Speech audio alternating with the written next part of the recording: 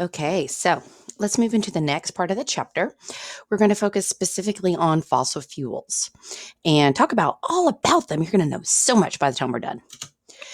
So, first, we're going to start with coal. Coal is everywhere. It's very abundant and it's very cheap. However, it is filthy. So, here's some cool facts about coal. Number one, it's actually, when you think fossil fuels, you think fossils as in dead dinosaurs, but really most fossil fuels were created from the plant matter that existed millions of years ago. Yeah, cool. There are three types of coal: lignite, I always say this, bituminous coal, and anthracite. Anthracite has the highest carbon content and therefore is considered to be the highest quality coal. The three biggest coal reserves that we mine from are in the US, Russia, China, and India. And so here kind of is how coal forms over millions of years. And so you get like peat and the all of those kind of that gunky organic matter. And what it does is the water evaporates, and under anaerobic conditions, it really forms into peat. Peat is kind of like a soft, mushy, gross nastiness of organic material. And over time, it gets buried deeper and deeper and deeper. With pressure gets added onto it, then it starts to form into what we call coal now. And the younger type of coal tends to be like the lignite. And then the older it is, the harder it becomes, the more carbonized it is, and it becomes either the bituminous or the anthracite. So here's the advantages of coal. It's definitely very energy dense. There's lots of it. It's easy to get through surface mining. You don't really have to refine it very much. It's pretty much like, oh, I got me some coal. Let's burn it. It's cheap. And it's pretty easy to move around and transport from place to place. But it also is full of disadvantages. It does contain impurities. So when you burn it, those impurities are also going to be released. And some of those impurities may be things like mercury, lead, arsenic, heavy metals, other remnant chemicals from millions and millions of years ago that weren't really meant to be in our atmosphere today. As you burn it, which is combustion, that puts those air pollutants into the air. What's left over after it burns is lots of ash. That ash can get into the water system and acidify the water system and cause other sorts of issues as well. And then obviously it does release a lot of carbon into the atmosphere. So that's the basics of coal. Now let's talk about petroleum. Petroleum is gas, gasoline, what you put in your car. Petroleum, if you don't know, is actually it's the basis of thousands of products that we use. And petroleum is what is, you think about Texas, an oil country, um, you know, uh, liquid gold, that's petroleum. So if anyone in your family works in the oil industry, what they are going after is petroleum and crude oil. So crude oils is what they actually pull up out of the ground through the oil wells, and they refine it into other different, types of fuel and energy sources. So petroleum is obviously it's a form of fossil fuel again, and it's less dense than some of the surrounding rock and stuff. So it kind of sits at the top of, I don't know, I don't want to say caves, but definitely underground areas. And it accumulates there in the porous rock. And we drill wells, and those wells go down, and they're, got a pipe that goes down, and that's how we get the oil out. We retrieve it through that way. And so a lot of times with the petroleum, there's also natural gas, methane, that's also in that same area, or usually at the top because it's less dense. So you might drill for one You might drill for both at the same time. Usually not. Usually you drill for the petroleum, and then what's left over, you pull out the natural gas. Petroleum, it is pretty convenient. It does require a lot of refining. It's fairly energy dense. It's definitely cleaner burning than coal. And like I said, we use it in thousands of products. So that's what they mean by being used in many applications. It's one of the base ingredients in different types of plastics. Yeah, right. Petroleum jelly. Any type of gasoline type product that you may think of, whether it's aviation fuel, car fuel, those are all different forms of petroleum. Motor oil that you use in the car, if it's not synthetic, right? Synthetic's not, but if it's real, like motor oil, then that's a form of petroleum as well. And it does have disadvantages. It too obviously releases CO2 into the atmosphere. One of the problems with drilling for it is that accidents can happen. You may not know, may penetrate through the rock at a certain point, and you might have a leak. And the problem with that is that because of its viscosity and its hygroscopic nature, it does not mix well with water. And so it can become a problem getting into waterways. It does release some of those other heavy metals and chemicals into the air whenever it is burned, same as with the coal as well. So the Arctic National Wildlife Refuge it's been a matter of debate for years and years and years. And basically, it's a domestic source of oil that we have here in the United States. So, you think, hey, if it's here, let's use what's here. Let's drill for it. But it is in the middle of a wildlife refuge. So, it comes with a cost. Can you go in and retrieve and drill for that petroleum and not damage the habitat? Yeah, that's a big if. I don't know.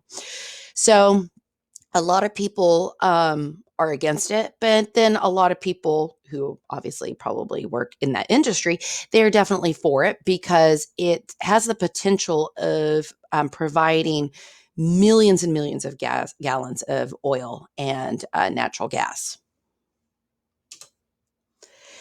So let's move into natural gas. So natural gas it's a rising a lot of people it's raising in popularity. It's rising in popularity is what I'm trying to say. So it's a lot of times found with the petroleum, as I said previously, and it's mostly methane, but it can have a little bit of ethane, propane, butane, so the other anes. Once you take organic chemistry, you'll know what all those mean. We do have a lot of natural gas here in Texas and in Oklahoma and Louisiana, out in the Gulf. We use it a lot, obviously, for things like heating our homes. If you have a gas stove, oven stovetop in your home, some dryer systems and water heaters run on natural gas as well. It can also be used as one of the ingredients for helping to manufacture nitrogen-based fertilizers. So some advantages of it is that it is cleaner than petroleum and coal. It really doesn't release much sulfur into the atmosphere whenever it's burned. And it doesn't emit as much CO2 either. Okay, so those are some advantages. And also, I would say price is also an advantage as well. It's pretty, where we live and here in Texas, since we can readily get it, it's pretty cheap on the dollar. But as with everything else, it's not all advantages. It does have its disadvantages. If that methane gets into the atmosphere, it's one of the most, I don't want to say, it's one of the more devastating greenhouse gases. It has a bigger, larger effect on the atmosphere and the greenhouse effect a lot more so than CO2. But then also too, if it gets into the groundwater, that can be very bad. So I'm going to backtrack here. So this also, we're going to talk about fracking, and fracking is a means of retrieving natural gas through means of, and like what are there still small pockets that may not have been easily retrieved through normal drilling processes. So fracking a lot of times is a way that some of this stuff gets into the groundwater and stuff too. All right, so oil sands. Oil sands are weird. It's this very viscous kind of solid liquid. And what it does, it has bitumen and it's mixed with sand, rock, clay, all this. It's a mixture of stuff. And it's a very viscous liquid. And so you can retrieve some of the desired energy from it. However, that bitumen it's not as high quality as crude oil, and it doesn't burn nearly as well. It's more expensive to retrieve by the means to get it. It's not a promising source of energy. It's there, but do we really want to manipulate that? I don't know. CTL, which means coal to liquid. It's another process through which we could get solid coal into liquid fuel. There was a lot of research done on this in prior decades, but it's really slowed down because, again, they're not really thinking that it has a lot of promise. So the whole thing about fossil fuels is that they are non-renewable, which means that they are finite.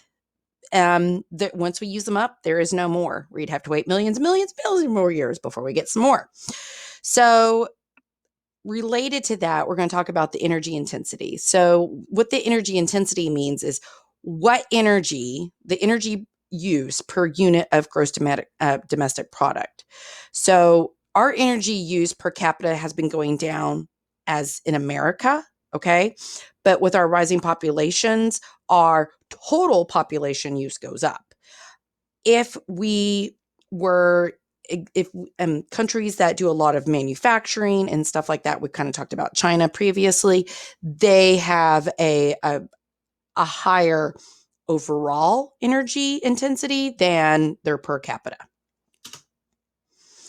So here is the energy usage per capita versus the energy used per dollar of GDP here in the United States. So our per capita, it's kind of leveled off in the past 30 years. It really spiked in the 60s and the 70s, but we've kind of been able to level it off through some practices and means of trying to mediate our energy usage, but we could do better. And energy, the cost of energy has technically really kind of gone down. If you think about how much it costs per gallon of gas, it spiked about 7-8 years ago, and then it's been kind of steadily pretty stagnant or even decreased, especially with the pandemic. Okay, so let's talk about the Hubbert curve. The Hubbert curve kind of tells us it tells us how whenever we are drilling for oil, how much oil do we estimate is left versus, when we start to see a decrease, and kind of gives us an understanding to estimate how much time we have for, how much oil we can drill in an area. So whenever we're looking up here for the upper estimate, that's like the max. The lower estimate is where they're thinking, oh, okay, well, that's going to be the low end of our ability of our max that we're going to be able to retrieve. Then once we hit that max, it declines very quickly for both the upper and the lower estimate. This, again, like I said, this is important because petroleum companies will use this to kind of help them identify if they start to see a decrease in production from a well or wells in an area. They can kind of give an eyeball as to how much longer they can stay there before they need to pull the well. So if we do continue using fossil fuels like we are at the rate, right? We talked about the energy consumption and energy usage. We're probably going to run out of normal conventional oil for 5 decades. Coal we have a little bit longer on because there is still, I mean, there's a lot of it. And especially if we can find cleaner ways of utilizing it, we have probably a couple of centuries, maybe 250 years or so.